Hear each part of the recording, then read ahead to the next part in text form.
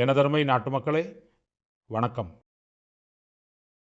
மனதின் குரல் நிகழ்ச்சிக்கு உங்கள் அனைவரையும் வரவேற்கிறேன். தற்போது நாடு முழுவதும் பண்டிகை கொண்டாட்டங்கள் களை கட்டியுள்ளன. நாம் அனைவரும் சில நாட்களுக்கு முன் தீபாவளியை கொண்டாடினோம். பெருமளவிலான மக்கள் சத்பூஜையில் ஈடுபட்டுள்ளனர். வீடுகளில் தேகுவா தயாரிக்கப்படுகிறது. ஆற்றங்கரைகள் யாவும் அலங்கரிக்கப்பட்ட சந்தைகள் விழாக்கோலம் பூண்டுள்ளன. எங்கும் பக்தி, உறவுமுறை மற்றும் பாரம்பரியத்தின் சங்கமத்தை காண முடிகிறது. சத்விரதம் மேற்கொள்ளும் பெண்கள் எத்தகைய அர்ப்பணிப்பு மற்றும் சிரத்தையுடன் இந்த பண்டிகைக்கு தயாராகிறார்களோ அதுவே ஊக்கமளிப்பதாக இருக்கிறது. சத் மகாபர்வம் என்பது கலாச்சாரம், இயற்கை மற்றும் சமூகத்திற்கு இடையேயான ஆழமான ஒற்றுமையின் பிரதிபலிப்பாகும். சத் ஆற்றங்கரைகளில் அனைத்து தரப்பு மக்களும் ஒற்றுமையாக ஒன்று கூடுகிறார்கள். இந்த காட்சி இந்தியாவின் சமூக ஒற்றுமைக்கு மிகச்சிறந்த உதாரணமாக திகழ்கிறது. நீங்கள் நாட்டின் அல்லது உலகின் எந்த மூலையில் இருந்தாலும் வாய்ப்பு கிடைத்தால் சத் பூஜையில் தவறாமல் பங்கேறுங்கள். இத்தகைய தனித்துவமான அனுபவத்தை நீங்கள் அனுபவிக்க வேண்டும். சத் அன்னையை வணங்குகிறேன். அனைத்து மக்களுக்கும், குறிப்பாக பீகார், ஜார்க்கண்ட் மற்றும் பூர்வாஞ்சல் பகுதி மக்களுக்கும் சத் பூஜைக்கான வாழ்த்துக்களை தெரிவித்துக் கொள்கிறேன். நண்பர்களே, இந்த பண்டிகை காலத்தில் நான் உங்கள் அனைவருக்கும் ஒரு கடிதம் எழுதி என் உணர்வுகளை பகிர்ந்து கொண்டேன். அந்த கடிதத்தில் நாட்டின் சாதனைகளை பற்றி நான் குறிப்பிட்டிருந்தேன். அந்த சாதனைகளால் இம்முறை பண்டிகை முன்பை விட சிறப்பாக களை கட்டியுள்ளது. என் கடிதத்திற்கு பதிலளிக்கும் வகையில் பல குடிமக்கள் எனக்கு செய்திகளை அனுப்பியுள்ளனர். உண்மையாகவே ஆபரேஷன் சிந்தூர் ஒவ்வொரு இந்தியரையும் பெருமையில் ஆழ்த்தியுள்ளது. ஒரு காலத்தில் மாவோயிச பயங்கரவாதத்தின் இருள் சூழ்ந்திருந்த பகுதிகளில் கூட இம்முறை மகிழ்ச்சி தீபங்கள் ஏற்றப்பட்டன. தங்கள் குழந்தைகளின் எதிர்காலத்தை கேள்விக்குறி ஆக்கிய அந்த மாவோயிச பயங்கரவாதத்தை மக்கள் வேரோடு அழிக்க விரும்புகிறார்கள். ஜிஎஸ்டி சேமிப்பு விழா குறித்தும் மக்களிடையே மிகுந்த உற்சாகம் காணப்படுகிறது. இம்முறை பண்டிகையின் போது மற்றும் ஒரு மகிழ்ச்சியான விஷயமும் காணப்பட்டது. சந்தைகளில் உள்நாட்டு பொருட்களின் விற்பனை பெருமளவில் அதிகரித்துள்ளது. மக்கள் எனக்கு அனுப்பியுள்ள செய்திகளில் இந்த முறை அவர்கள் என்னென்ன உள்நாட்டு பொருட்களை வாங்கியுள்ளனர் என்பதை குறிப்பிட்டுள்ளனர். நண்பர்களே, என் கடிதத்தில் சமையல் எண்ணெய் பயன்பாட்டை 10% குறைக்குமாறும் கேட்டிருந்தேன். இதற்கும் மக்கள் சிறந்த வரவேற்பை அளித்துள்ளனர். நண்பர்களே, தூய்மை மற்றும் தூய்மையை பேணி காக்கும் முயற்சிகள் குறித்தும் எனக்கு ஏராளமான செய்திகள் வந்துள்ளன. நாட்டின் பல்வேறு நகரங்களில் இருந்து மிகவும் ஊக்கமளிக்கும் சில நிகழ்வுகளை உங்களுடன் பகிர்ந்து கொள்ள விரும்புகிறேன். சத்தீஸ்கரின் அம்பிகாபூரில் பிளாஸ்டிக் கழிவுகளை அகற்ற தனித்துவமான முயற்சி மேற்கொள்ளப்பட்டுள்ளது. அம்பிகாபூரில் குப்பை உணவகங்கள் நடத்தப்படுகின்றன. அவை பிளாஸ்டிக் கழிவுகளை கொண்டு சென்றால் வயிறார உணவு வழங்கும் உணவகங்கள் ஆகும். ஒருவர் 1 கிலோ பிளாஸ்டிக் கொண்டு சென்றால் அவருக்கு மதிய உணவு அல்லது இரவு உணவு வழங்கப்படுகிறது. 1/2 கிலோ பிளாஸ்டிக் கொண்டு சென்றால் காலை உணவு கொடுக்கப்படுகிறது. இந்த உணவகங்களை அம்பிகாபூர் மாநகராட்சி நடத்துகிறது.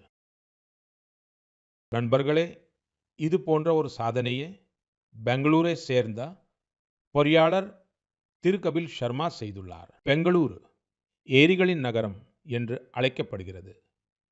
திரு கபில் இங்கு ஏரிகளுக்கு புத்துயிரளிக்கும் இயக்கத்தை தொடங்கியுள்ளார்.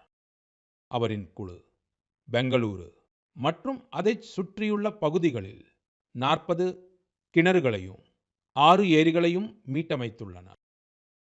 இதன் சிறப்பம்சம் என்னவென்றால், அவர் தனது இந்த இயக்கத்தில் பெருநிறுவனங்களையும் உள்ளூர் மக்களையும் இணைத்துக் கொண்டுள்ளார். அவரது அமைப்பு மரம் நடும் இயக்கத்திலும் ஈடுபட்டுள்ளது. அம்பிகாபூர் மற்றும் பெங்களூருவின் இந்த ஊக்கமளிக்கும் உதாரணங்கள் மனதில் உறுதி இருந்தால் மாற்ற வந்தே தீரும் என்பதை உணர்த்துகின்றன. நண்பர்களே, மாற்றத்திற்கான மற்றொரு முயற்சி குறித்த உதாரணத்தை நான் உங்களுடன் பகிர்ந்து கொள்ள விரும்புகிறேன். மலைகளிலும் சமவெளிகளிலும் உள்ள காடுகள் எவ்வாறு மண்ணை இறுக்கி பிடித்துக் கொள்கின்றனவோ, அவ்வாறே கடற்கரையோரங்களில் உள்ள சதுப்பு நில காடுகளும் முக்கியமானவை என்பதை நாம் அறிவோம். சதுப்பு நில தாவரங்கள் உப்பு நீரிலும் சதுப்பு நிலங்களிலும் வளர்கின்றன. இவை கடல்சார் சூழல் மண்டலத்தின் முக்கிய அங்கமாக உள்ளன. சுனாமி அல்லது புயல் போன்ற பேரிடர்கள் ஏற்படும் போது இந்த சதுப்பு நில காடுகள் பேருதவியாக அமைகின்றன. குஜராத் வனத்துறை சதுப்பு நில காடுகளின் முக்கியத்துவத்தை உணர்ந்து ஓர் இயக்கத்தை நடத்தி வருகிறது. 5 ஆண்டுகளுக்கு முன் வனத்துறை அகமதாபாத் அருகே உள்ள தோலேராவில் சதுப்பு நில தாவரங்களை நடும் பணியை தொடங்கினார். இன்று தோலேரா கடற்கரையில் 3500 ஹெக்டேர் பரப்பளவில் சதுப்பு நில காடுகள் பரவியுள்ளன. இந்த சதுப்பு நில காடுகளின் தாக்கம் அப்பகுதி முழுவதும் காணப்படுகிறது. அப்பகுதியின் சூழல் மண்டலத்தில் டால்பின்களின் எண்ணிக்கை அதிகரித்துள்ளது. நண்டுகளும் பிற நீர்வாழ் உயிரினங்களும் முன்பை விட பெருகியுள்ளன. தற்போது இங்கு புலம்பெயர்ந்த பறவைகளும் அதிக எண்ணிக்கையில் வருகின்றன. இதனால் அங்குள்ள சுற்றுச்சூழலில் சிறந்த தாக்கம் ஏற்பட்டது மட்டுமின்றி தோலேராவின் மீனவர்களுக்கும் நன்மை கிடைக்கிறது. தோலேராவை தவிர குஜராத்தின் கட்ச் பகுதியிலும் சதுப்பு நில தாவரங்கள் நடும் பணி மிக வேகமாக நடைபெற்று வருகிறது. அங்குள்ள கோரி கிரிக் பகுதியில் சதுப்புநில கற்றல் மையம் அமைக்கப்பட்டுள்ளது.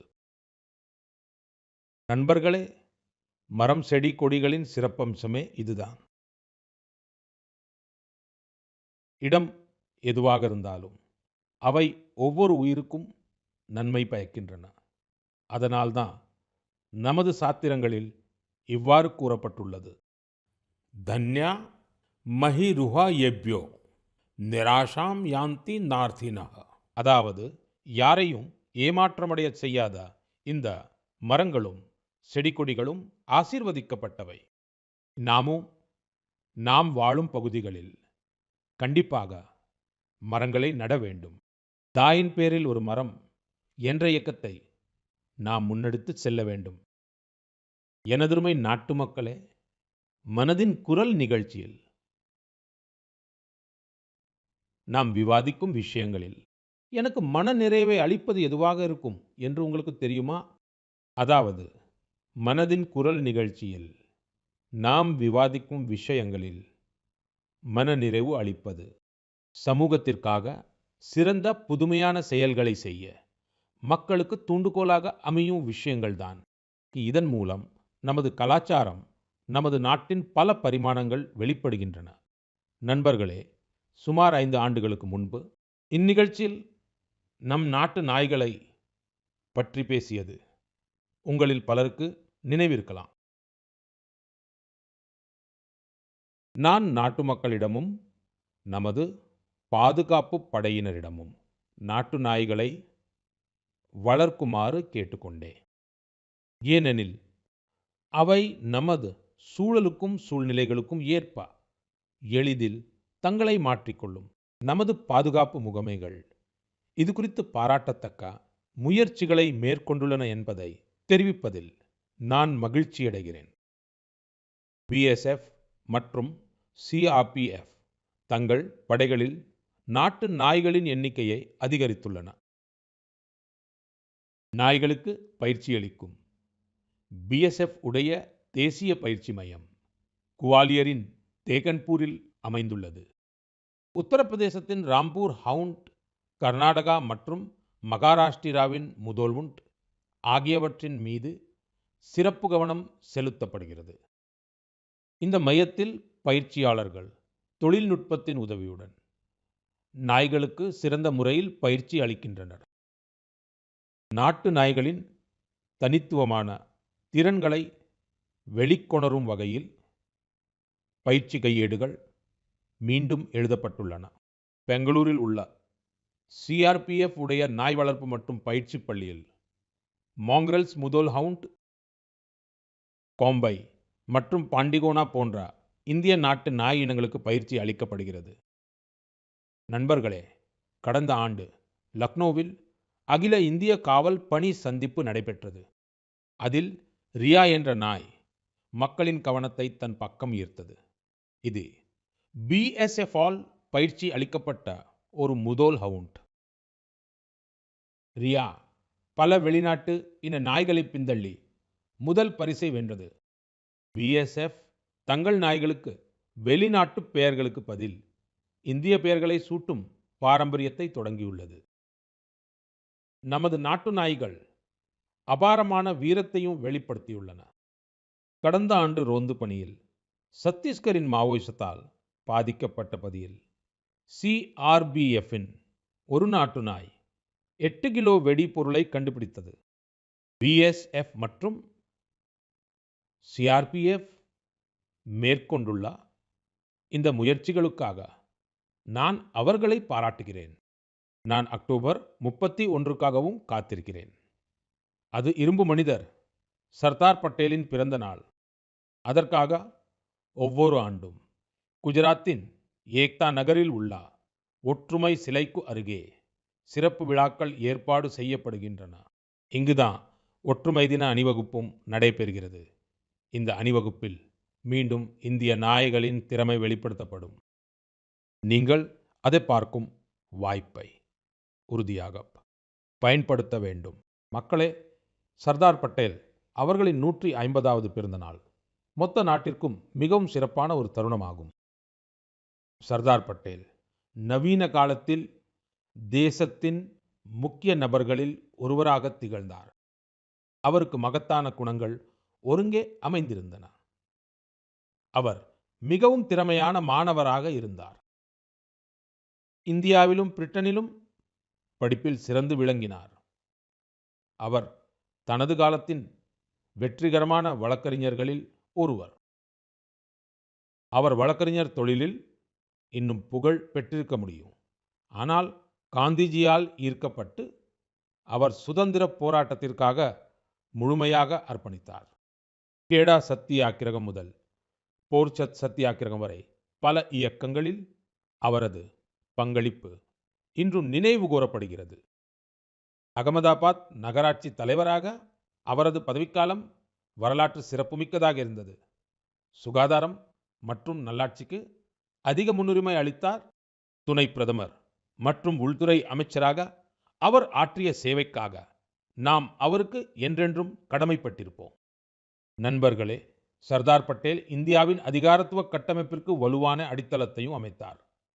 நாட்டின் ஒற்றுமை மற்றும் ஒருமைப்பாட்டிற்காக இணையற்ற முயற்சிகளை மேற்கொண்டார்.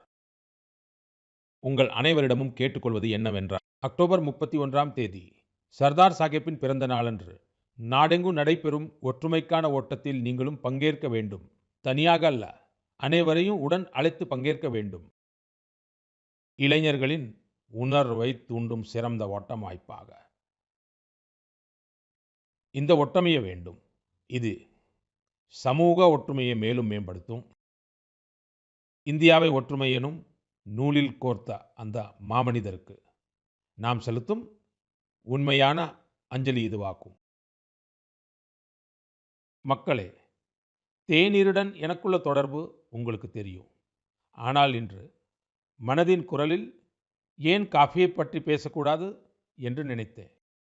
உங்களுக்கு நினைவிருக்கலாம், கடந்த ஆண்டு மனதின் குரலில் அரக்கு காஃபி பற்றி பேசியிருந்தோம். சமீபத்தில் ஒடிசாவை சேர்ந்த பலர் கோராஃபுட் காஃபி குறித்த தங்கள் உணர்வுகளை என்னுடன் பகிர்ந்து கொண்டனர். மனதின் குரல் நிகழ்ச்சியில் கோராஃபுட் காஃபி பற்றி பேச வேண்டும் என்று அவர்கள் எனக்கு கடிதம் எழுதியிருந்தார்கள். ஆ, கோராஃபுட் காஃபியின் சுவை மிக நன்றாக இருக்கும் என்று கூறியிருந்தனர். சுவை மட்டுமல்ல, காஃபி சாகுபடியும் மக்களுக்கு பயனளித்து வருகிறது. கோராஃபுட்டில் சிலர் மிகுந்த ஆர்வத்தினால் காஃபி சாகுபடி செய்து வருகிறார்கள். அவர்கள் பெருநிறுவனங்களில் நல்ல வேலையில் இருந்தவர்கள். ஆனால் அவர்கள் காஃபியை விரும்புவதால் இந்த துறைக்கு வந்து இப்போது வெற்றிகரமாக செயல்பட்டு வருகிறார்கள். காஃபியால் தங்கள் வாழ்வில் இனிமையான மாற்றத்தை கண்ட பல பெண்களும் இருக்கிறார்கள். காஃபியின் மூலம் மரியாதையையும் செழிப்பையும் அடைந்துள்ளார்கள். இது பற்றி இவ்வாறு கூறப்படுகிறது. கோராपुट कॉफी अत्यंत सुस्वादु ஏஹா ஒடிஷாரா கௌரவ். நண்பர்களே, உலகெங்கிலும் இந்தியாவின் காஃபி பிரபலமடைந்து வருகிறது.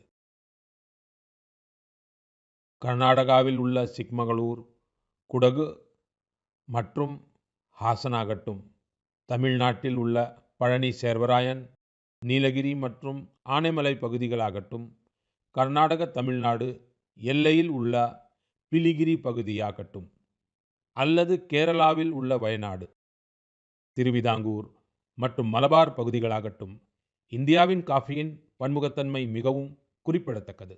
நமது வடகிழக்கு பகுதியும் காஃபி சாகுபடியில் முன்னேறி வருவதாக எனக்கு தெரிவிக்கப்பட்டுள்ளது. இதனால் உலகெங்கிலும் இந்திய காஃபியின் அடையாளம் மேலும் வலுப்பெற்று வருகிறது. அதனால்தான் காஃபியை விரும்புபவர்கள் இவ்வாறு கூறுகிறார்கள். India's coffee is coffee at its finest. It is brewed in India and loved by the world. எனதருமை நாட்டு மக்களே, இப்போது மனதின் குரல் நிகழ்ச்சியில் நம் அனைவரின் இதயங்களுக்கும் மிகவும் நெருக்கமான ஒரு விஷயத்தை பற்றி பேசுவோம். அந்த விஷயம் நமது தேசிய பாடலை பற்றியது. அதாவது இந்தியாவின் தேசிய பாடலான வந்தே மாதரம். வந்தே மாதரம், அதன் முதல் வார்த்தையே நம் இதயத்தில் உணர்ச்சி பெருக்கை ஏற்படுத்தும். அந்த பாடல் வந்தே மாதரம் இந்த ஒரு சொல்லில் எத்தனை உணர்வுகள், எத்தனை ஆற்றல்கள் அடங்கியுள்ளன. இயல்பாகவே இது பாரத தாயின் பாசத்தை உணர வைக்கிறது. பாரத தாயின் பிள்ளைகளாகிய நமது கடமைகளையும் இது நமக்கு உணர்த்துகிறது. கஷ்டமான காலங்களில் வந்தே மாதரம் என்ற முழக்கம் 140 கோடி இந்தியர்களையும் ஒற்றுமை எனும் ஆற்றலால் நிரப்புகிறது. நண்பர்களே, தேசபக்தி, பாரத தாய் மீதான அன்பு, இவை வார்த்தைகளுக்கு அப்பாற்பட்ட உணர்வுகள் என்றால் வந்தே மாதரம் அந்த அருவமான உணர்வுக்கு உருவம் கொடுக்கும் ஒரு பாடலாகும். நூற்றாண்டு கால அடிமைத்தனத்தால் தளர்ந்து போயிருந்த பாரதத்திற்கு புத்துயிர் ஊட்டுவதற்காக இந்த பாடலை பங்கிம் சந்திர சட்டோபாத்யாய் அவர்கள் இயற்றினார். வந்தே மாதரம் 19ஆம் நூற்றாண்டில் எழுதப்பட்டிருந்தாலும் பாரதத்தின் பல்லாயிரம் ஆண்டுகள் பழமையான அழியாத ஆன்ம உணர்வுடன் இணைந்திருந்தது. வேதங்கள் எந்த உணர்வை வெளிப்படுத்தி மாதா பூமி புத்ரோ அகம் பிருத்திவியாக இந்திய நாகரிகத்திற்கு அடித்தளமிட்டனவோ, அதே தாய்மண்ணுக்கும் அதன் பிள்ளைகளுக்குமான உறவை பங்கிம் சந்திரர் அவர்கள் வந்தே மாதரம் மூலம் பிணைத்தார். நண்பர்களே, நான் ஏன் திடீரென்று வந்தே மாதரம் பற்றி இவ்வளவு பேசுகிறேன் என்று நீங்கள் நினைக்கலாம். இன்னும் சில நாட்களில் நவம்பர் 7ஆம் தேதி நாம் வந்தே மாதரம் பாடலின் 150வது ஆண்டு விழாவை கொண்டாடவிருக்கிறோம். வந்தே மாதரம் 150 ஆண்டுகளுக்கு முன் இயற்றப்பட்டது. 1896இல் குருதேவ் ரவீந்திரநாத் தாகூர் அவர்கள் முதன்முறையாக இதை இசைத்தார். நண்பர்களே, வந்தே மாதரம் பாடலை பாடும்போது கோடிக்கணக்கான நாட்டு மக்கள் எப்போதும் தேசபக்தியின் எல்லையற்ற எழுச்சியை உணர்ந்திருக்கிறார்கள். நமது தலைமுறையினர் வந்தே மாதரம் பாடலின் வார்த்தைகளில் பாரதத்தின் உயிரோட்டமான மற்றும் மகத்தான வடிவத்தை கண்டுள்ளனர். சுஜலாம் சுஃப்லாம் மலயஜ சீதலாம் சஸ்ய ஷாமலாம் மாதரம் வந்தே மாதரம். நாம் அப்படியொரு பாரதத்தை உருவாக்க வேண்டும். வந்தே மாதரம் நமது இந்த முயற்சிகளுக்கு எப்போதும் உத்வேகமாக விளங்கும். எனவே வந்தே மாதரம் பாடலின் 150வது ஆண்டையும் நினைவு கூறத்தக்கதாக மாற்ற வேண்டும். வருங்கால தலைமுறைக்காக இந்த பண்பாட்டு நதியை நாம் முன்னோக்கி கொண்டு செல்ல வேண்டும். வரவிருக்கும் நாட்களில் வந்தே மாதரம் தொடர்பான பல நிகழ்ச்சிகளும் நாட்டில் பல கொண்டாட்டங்களும் நடைபெறும். வந்தே மாதரம் பாடலின் பெருமையை போற்றுவதற்காக நாட்டு மக்களாகிய நாம் அனைவரும் தானாக முன்வந்து முயற்சிகளை மேற்கொள்ள வேண்டும் என்று நான் விரும்புகிறேன். வந்தே மாதரம் 150 என்பதுடன் உங்கள் ஆலோசனைகளை எனக்கு கண்டிப்பாக அனுப்புங்கள். வந்தே மாதரம் 150. உங்களுடைய ஆலோசனைகளை எதிர்நோக்கி காத்திருப்பேன். நாம் அனைவரும் இந்த வாய்ப்பை வரலாற்று சிறப்புமிக்கதாக மாற்றுவதற்கு பாடுபடுவோம்.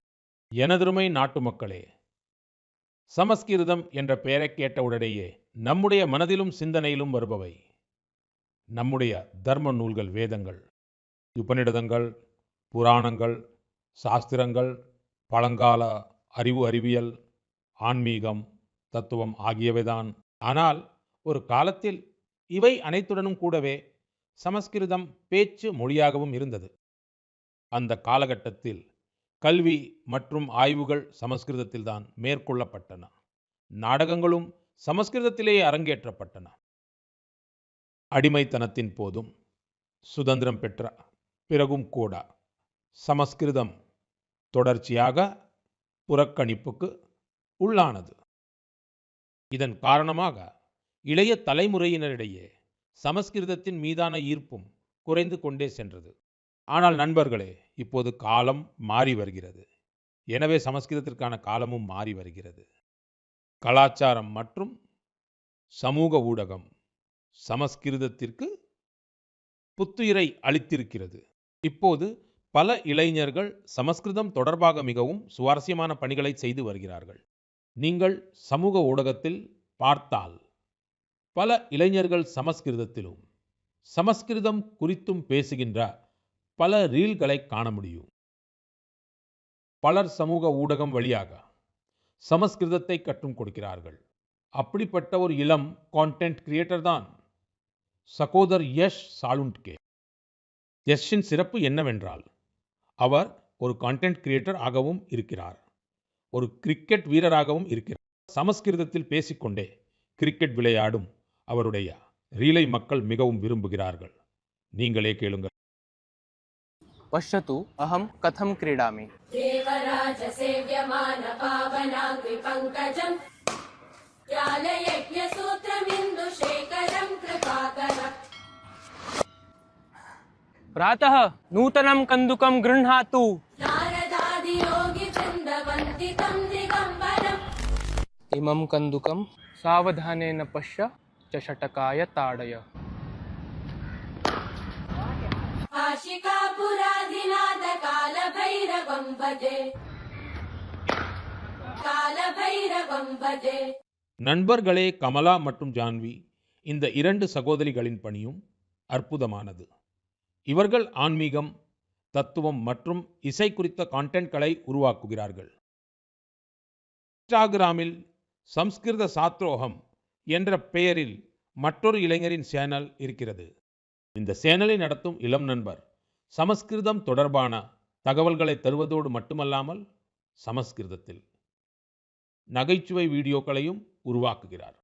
இளைஞர்கள் சமஸ்கிருதத்தில் உள்ள இந்த வீடியோக்களை மிகவும் விரும்புகிறார்கள். உங்களில் பல நண்பர்கள் சமஸ்டியின் வீடியோக்களை பார்த்திருப்பீர்கள். சமஸ்டி சமஸ்கிருதத்தில் தனது பாடல்களை பல்வேறு விதங்களில் வழங்குகிறார். பாவேஷ் பீம் நாத்னி என்ற இன்னொரு இளைஞர் இருக்கிறார். பாவேஷ் சமஸ்கிருத ஸ்லோகங்கள், ஆன்மீக தத்துவம் மற்றும் கோட்பாடுகள் பற்றி பேசுகிறார். நண்பர்களே, எந்தவொரு நாகரிகத்தின் விழுமியங்களையும் பாரம்பரியங்களையும் சுமந்து செல்பவை மொழிகள்தான். சமஸ்கிருதம் இந்த கடமை ஆயிரக்கணக்கான ஆண்டுகளாக நிறைவேற்றி வந்திருக்கிறது. இப்போது சமஸ்கிருதத்திற்காகவும் சில இளைஞர்கள் கடமை ஆற்றி வருவதை காண்பது மகிழ்ச்சி அளிக்கிறது. மக்களே, இப்போது உங்களை பின்னோக்கி அழைத்து செல்லப் போகிறேன். 20ஆம் நூற்றாண்டின் தொடக்க காலகட்டத்தை கற்பனை செய்து பாருங்கள். அப்போது சுதந்திரம் அடைவதற்கான எந்தவொரு சாத்தியமும் இல்லை. இந்தியா முழுவதும் ஆங்கிலேயர்கள் அனைத்து எல்லைகளையும் கட்டுக்குள் வைத்திருந்தனர். அந்த காலகட்டத்தில் ஹைதராபாத்தின் தேசபக்தர்களும் அடக்குமுறை காலம் இன்னும் கொடூரமானதாக இருந்தது.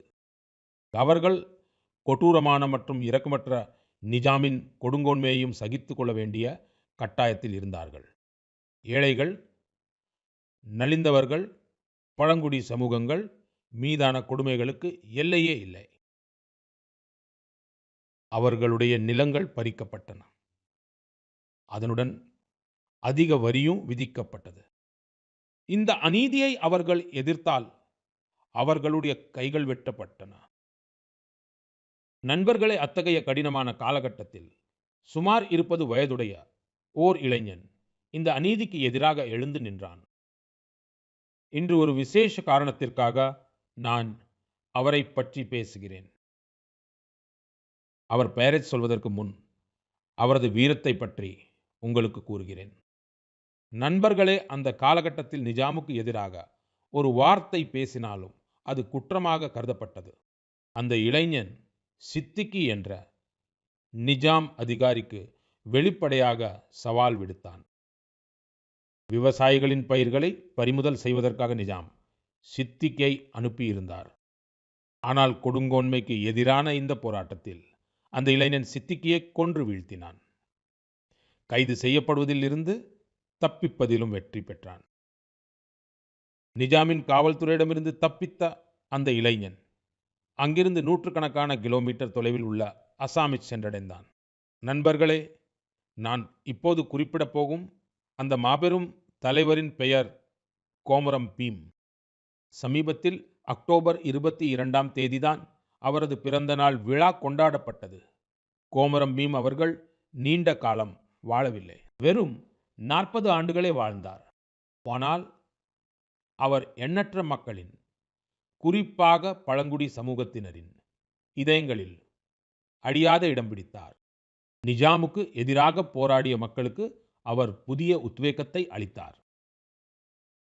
அவர் தனது போர்த்திறனுக்காகவும் அறியப்பட்டார். நிஜாமின் ஆட்சிக்கு அவர் பெரும் சவாலாக விளங்கினார். 1940இல் நிஜாமின் ஆட்களால் அவர் படுகொலை செய்யப்பட்டார். இளைஞர்கள் அவரை பற்றி முடிந்தவரை அதிகமாக தெரிந்து கொள்ள முயற்சிக்க வேண்டும் என்று கேட்டுக்கொள்கிறேன். கோமரம் భీమ్ की నా వినమ్ర నివాళి ఆయన ప్రజల హృదయాల్లో ఎప్పటికీ నిలిచి ఉంటారు. நாம் அடுத்த மாதம் 15ஆம் தேதி பழங்குடியினரை பெருமைப்படுத்தும் தினத்தை கொண்டாடவிருக்கிறோம். இது பகவான் பிர்சா முண்டா அவர்களின் பிறந்தநாள் ஆகும். பகவான் பிர்சா முண்டா அவர்களுக்கு எனது மரியாதைக்குரிய வணக்கங்களை தெரிவித்துக் கொள்கிறேன். நாட்டின் விடுதலைக்காகவும் பழங்குடி சமூகத்தினரின் உரிமைகளுக்காகவும் அவர் ஆற்றிய பணிகள் ஈடு இணையற்றவை. ஜார்க்கண்டில் உள்ள பகவான் பிர்சா முண்டா அவர்களின் கிராமமான உலிஹத்துவுக்கு செல்லும் வாய்ப்பு எனக்கு கிடைத்தது எனது பாக்கியம். நான் அங்குள்ள மண்ணை நெற்றியிலிட்டு வணங்கினேன். பகவான் பிர்சா முண்டா, கோமரம் பீம் அவர்களைப் போலவே பழங்குடி சமூகங்களில் இன்னும் பல மாமனிதர்கள் தோன்றியுள்ளனர். அவர்களை பற்றி நீங்கள் கட்டாயம் படிக்க வேண்டும் என்று கேட்டுக்கொள்கிறேன்.